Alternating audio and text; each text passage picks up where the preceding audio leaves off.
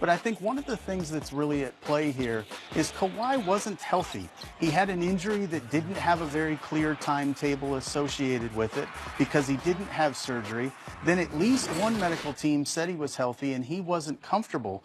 It makes it very difficult for a team like Philadelphia or the Lakers or Boston to put the kind of Godfather offer on the table that it's going to take to pry him out of San Antonio unless you do know he's healthy. So some people have talked about the potential for the USA basketball date, July 25th, where you'll get to see Kawhi in theory prove he's healthy.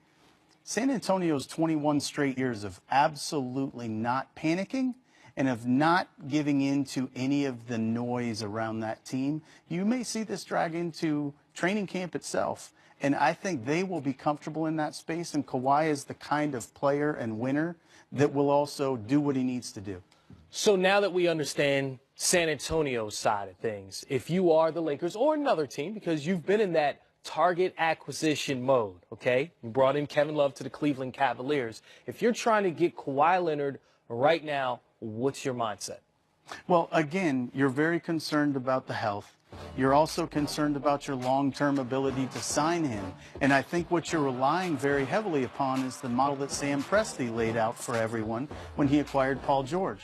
Paul had been very vocal about intending to go to Los Angeles at the end of this contract because Kawhi similarly has the ability to opt out.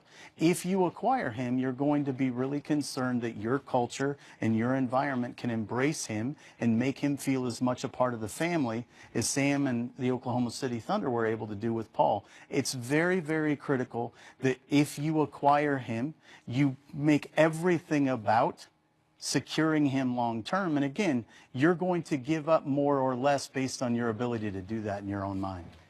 Jabari Parker, 2-year, $40 million deal, player team option for that second year for the Chicago Bulls.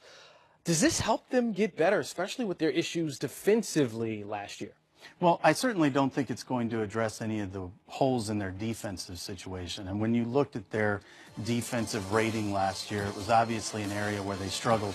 They're going to ask Jabari apparently to play some three, which was his much less efficient position on the floor, particularly on the defensive end.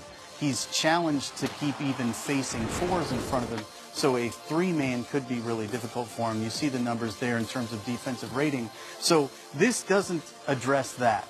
This also, to some degree, concerns me a little bit just in terms of opportunity cost. When you put $20 million into that situation, it meant they had to renounce David Nwaba, who does have a dirt-working, overachieving defensive ethos that you would like to have. And it's something that team needs. You'd like to have that. And they may be able to get him back anyway, but they had to renounce him to make this happen.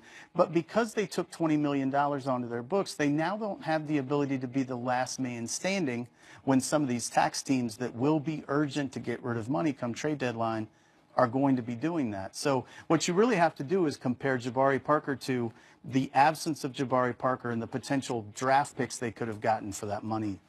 Well, you're the brains of this operation, so we're going to pick you a lot more for the rest of this show. We're just getting started on Game Time. Coming up, Griff will scout the Summer League and tell us what GMs are looking for this time of year. And Elena Deladon reached a milestone in the WNBA on Sunday, plus more highlights from the Vegas Summer League coming your way.